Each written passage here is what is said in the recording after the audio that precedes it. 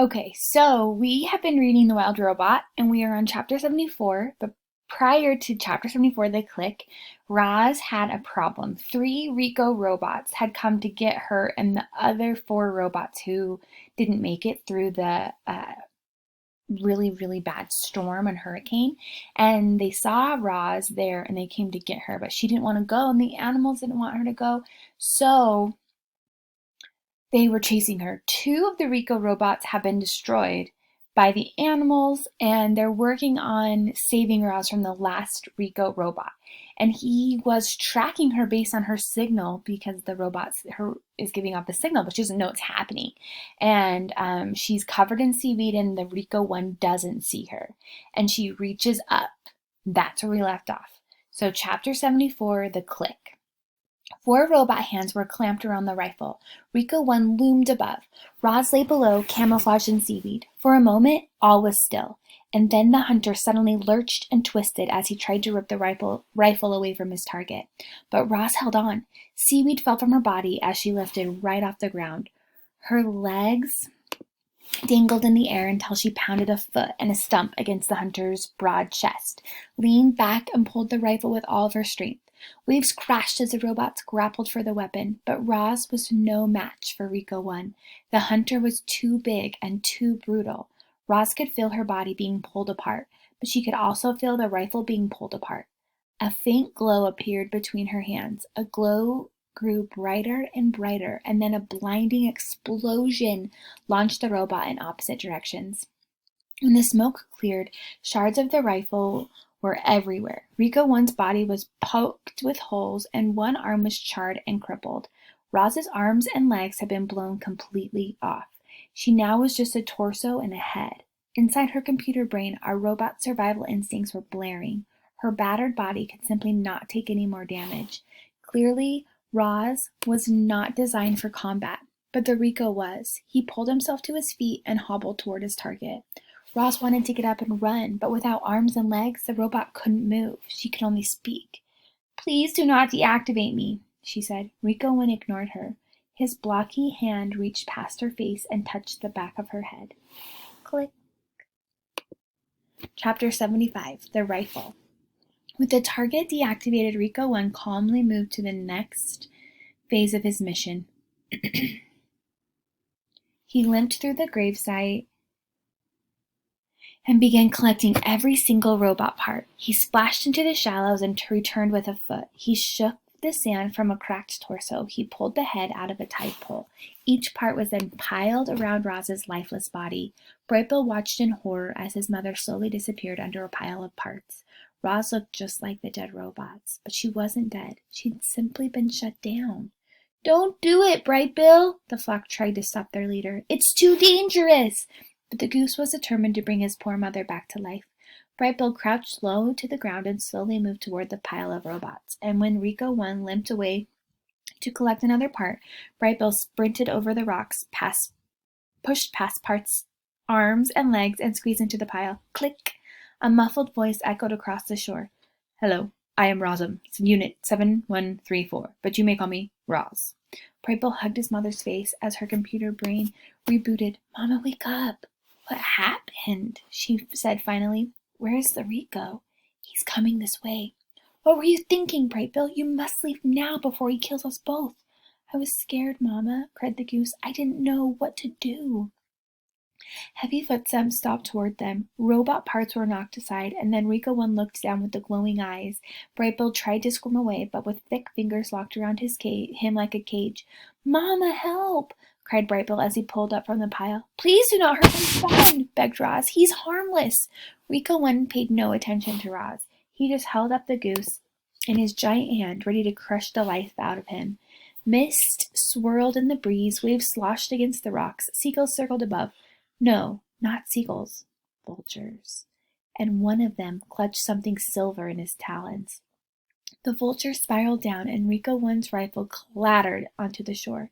Geese and otters quickly surrounded the rifle. They squawked and squeaked and fumbled with the weapon, trying to aim the clunky thing. The hunter was confused. How had these animals gotten a rifle, and how could they possibly know how to fire it? They did know. The geese had seen the trigger press before. A beam of light briefly flashed through the gloom. At first, it seemed as if nothing happened, but a moment later, Rico 1's chest began glowing a brilliant orange, and then it was melting and oozing down his front, and soon there was a wide gaping hole in the middle of his torso. His hand suddenly unclenched, and Brightbill fluttered away. Seawater sprayed over the gravesite, and the steam hissed up from the Rico's scorching hot guts. He shook and twisted and collapsed beside Roz. Ooh. Rico 1 turned his face to Roz and spoke in a quiet, garbled voice. More Ricos will come for you, and if you destroy them, still more will come. The Makers will not rest until all missing robots have been retrieved. When will they come? Said Roz. How long do we have? You can still be fixed, Roz. Go to the airship. Bring all the robot parts with you. The ship knows what to do. His voice went silent. His eyes went dark. Rico 1 was gone. Chapter 76. The Broken Robot. Geese and otters were bustling all around Roz when they were pulling arms and legs out of the robot pile and pressing them against her body. They were hoping to hear thwop sounds and that the robot limbs would snap right into place, and Roz would return to her old self, and life on the island would go back to normal. But nothing happened. No matter what they did, the limbs wouldn't attach. Our robot's body was badly damaged. I'm sorry, Mama, said Brightbill, his voice trembling. I thought this would work. It's okay, son, said Roz calmly. I'm lucky I can still think and speak. The animals tried to smile at their poor friend, but they couldn't hide their sadness. Roz was a mangled wreck, and there was nothing they could do to fix her. The robot wanted to be strong for her son and friends. She wanted to ease their worried minds and tell them everything would be fine. But Roz knew that everything would not be fine, and she looked down at her broken body. Then she looked up at the geese and otters and said, I will need some help getting home. Chapter 77. The Meeting. Strong, nimble creatures carried Roz up the sea cliffs and across the island. They carefully propped her up inside the nest. They built a fire, and then they left the robot with her son. Roz and Brightbill sat there staring at the flames until their goose finally said, Do you need anything, Mama? I could really use some new arms and legs. The robot chuckled at her own bad joke. That isn't funny, cried the goose. My mother is broken and I don't know what to do about it. I'm sorry for joking. Roz adjusted her voice to a more serious tone. I know you want to fix me, but there's nothing you can do here. These words, her son looked away. Brightbill, I'm afraid we have some difficult decisions to make. I think you should arrange a meeting of our closest friends. We could use their advice. The goose disappeared out the door, and soon the Roz's oldest and wisest friends were on their way. Loudwing was the first to arrive. She limped into the lodge on her injured foot and sat close to her new friend, or her robot friend. Mr. Beaver appeared next, followed by Fink and Swooper, then Tawny, curled up on the floor. Mother Bear was too badly hurt to make the journey, so Nettle came in her place. She sat in the garden with her enormous head jutting in through the doorway. Brightbill returned with Chit-Chat, who was nursing her burned tail. The last one crawled in was Crag, the old turtle. Once everyone was there, the meeting began. The group talked all through the night. They discussed the Ricos, they discussed what to do about Roz, they discussed how to keep the island safe. There were stark differences of opinion, and tempers flared, but by daybreak the group had agreed to a plan of action. That morning the dawn truce didn't take place in the great meadow. Instead, it took place in a small meadow by the foot of the mountain in front of the airship. Weary animals quietly hobbled into the clearing. The only sound came from a gurgling brook that wound through the gathering and right past their robot. Roz sat in the wet grass. She leaned against a rock. She looked so sad and frail. However, she still had her thoughts and her words, and for a moment that was all she needed. Good morning, animals of the island. Roz's voice filled the meadow.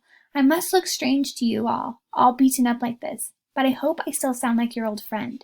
Hundreds of heads nodded. You fought bravely yesterday. You risked your lives defending me, and I am eternally grateful. But many of our friends were wounded. Some may not recover, and there is worse news. Before the last Rico died, he told me that more of his kind will come to our island. They might already be on the move, and even if we defeat them, more will come. My maker will not rest until all their property has been retrieved. They want the dead robots. They want the broken parts. They want me. The crowd was silent. But I care about this island far too much to put any more lives in danger, and so, my friends, I must leave." Voices cried out, "Don't go, Roz! Next time we'll be prepared. We risked our life so you could stay." "I hear you," the robot's voice cut through the din. "But look at me. My body is ruined, and the Rico said the only ones who can help me are my makers." "What if he lied?" howled a voice. "You can't trust those monsters." "You are right," said Roz. "He might have been lying. There may be no hope for me, but this is the chance I have to take. Animals, you taught me to be wild. I want to be wild again. And so I must try to get the repairs I need. It is good for me and the island if I return to my makers." A calm settled in the crowd. They knew Roz was right. Chapter 78, The Farewell. So we will move on to the farewell on Thursday to see what happens to Roz.